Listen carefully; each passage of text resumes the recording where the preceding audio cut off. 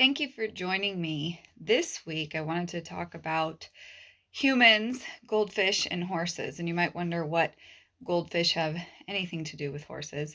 But I was reading a recent study and they were discussing a goldfish's attention span in relation to a human's attention span. And unfortunately, there's only a several second difference between the two.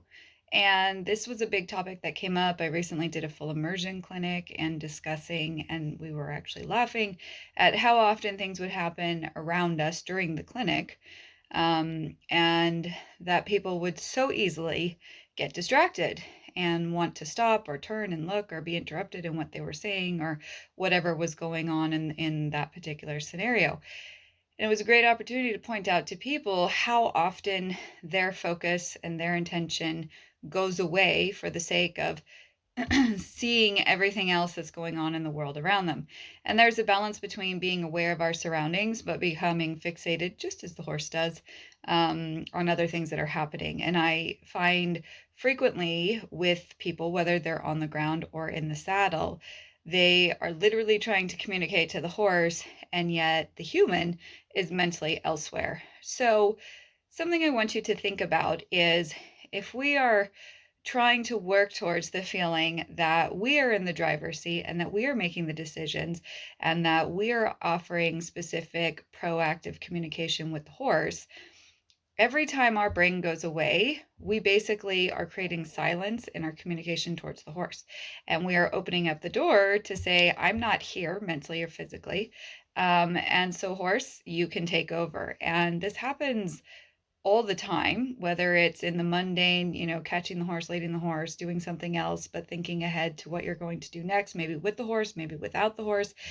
And people don't realize that they're actually teaching a lot of unwanted behaviors because of their lack of commitment to staying mentally present, irrelevant of what's going on in the surroundings. So it's not to say don't be aware of things that are happening, but I find that when people's brains go out of their physical proximity and go far away, then they get distracted by the tangents, distracted by the chain of thoughts that follows based on whatever they're seeing.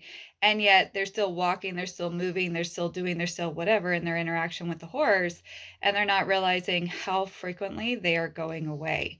As we know, horses already have a challenging time in staying focused, where they are physically, as opposed to considering everything going on around them. And often horses who are, I'm going to say, hyper reactive to their surroundings are in defense mode. And that's often because they are not feeling support and clear and specific communication from the human.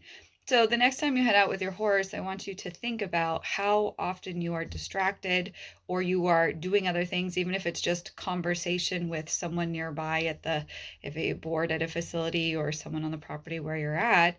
And yet, what are you communicating to your horse as you are thinking about something else, talking to someone else, visually staring at something else? And notice how frequently that comes up. And then check in and notice how your horse is responding to it. And, sometimes in the not exciting moments or the not fearful moments, it seems like it's fine. It's not a big deal.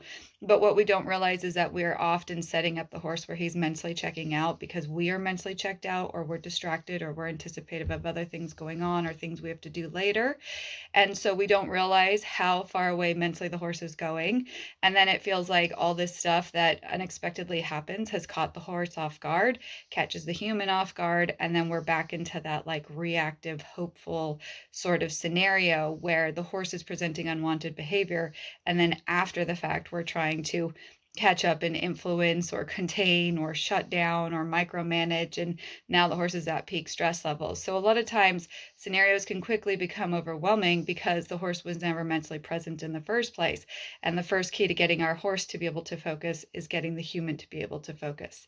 So I'd love to hear your thoughts and experiment with this. Experiment when you head out as far as what you're doing, how you're doing, why you're doing, and notice how often, even if it's the slightest thing, it doesn't have to be a big dramatic event, that your brain is going away and that you are teaching your horse's brain to check out when you're around. I'll see you next week. Thank you for joining me.